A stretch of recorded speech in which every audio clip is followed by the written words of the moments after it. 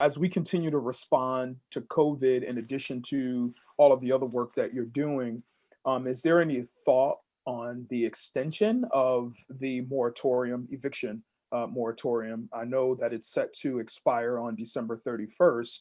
Um, and within that same question, can you explain the exceptions that come along with the eviction sort of process? And maybe I'm not even asking the question correctly, but there are a few exceptions that would allow, proceedings from a court to follow through with an eviction. And I'm not clear on what those exceptions are. I thought folks were safe, with this moratorium, and I read one of the many updates that the Connecticut Fair Housing Group sends out that there are some exceptions to the rule. Can you explain those? Is it a federal thing? Is it a state thing? Like how does that Yeah, work out? there are a couple of things. The first question about the extension, we are actively working with the Office of the Governor to see if that can be extended, and how and what regulations do we want to incorporate. There were two moratoriums, the moratorium from the state and then the CDC, which was, we heard from the advocates that wasn't that practical for many families because of the certification, and people sometimes don't read enough to say that they have to do a certification with COVID-19.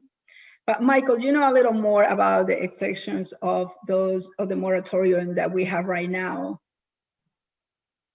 Certainly, Commissioner, thank you. Thank you all the committee members. My name is Michael Santoro. I'm the Director of Policy Research and Housing Support for the Department of Housing.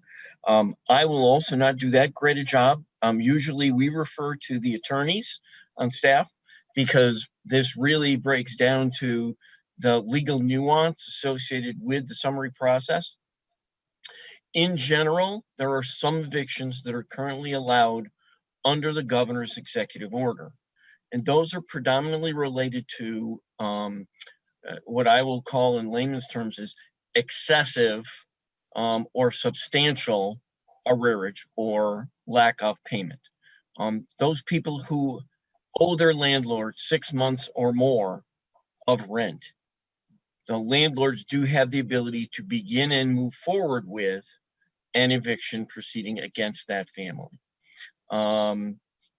That being said, we have systems in place and programs designed to try to help to circumvent and intervene even in those circumstances. The commissioner talked about some of them earlier, including both the temporary rental housing assistance program, the newly rolled out housing homeless prevention program, which is really a targeted eviction prevention type program, as well as other initiatives through our existing coordinated access network.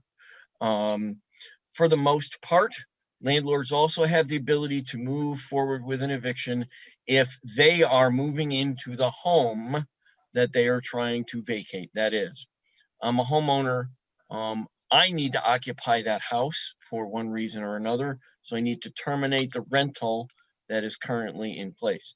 There are provisions under the law that allow those evictions to move forward. However, those are generally, I'll say it this way, more negotiated. That is, there's opportunities within the system using the judicial mediators to circumvent or delay some of those actions specifically, but they are allowed under the executive order. There are a number that are more detailed and specific, and I would be remiss again if I attempted to explain them further. We can certainly send you information on those, Representative, from the folks in our legal section who, again, have done a much better job than I or the commissioner ever could. Okay, yeah, because I think I'm a little confused.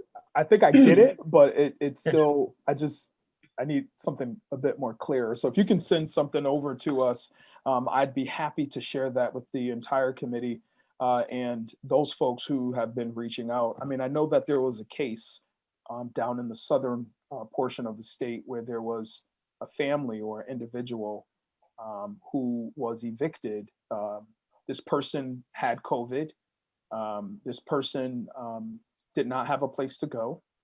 And that's when I learned about this exception, or a couple exceptions to, this moratorium.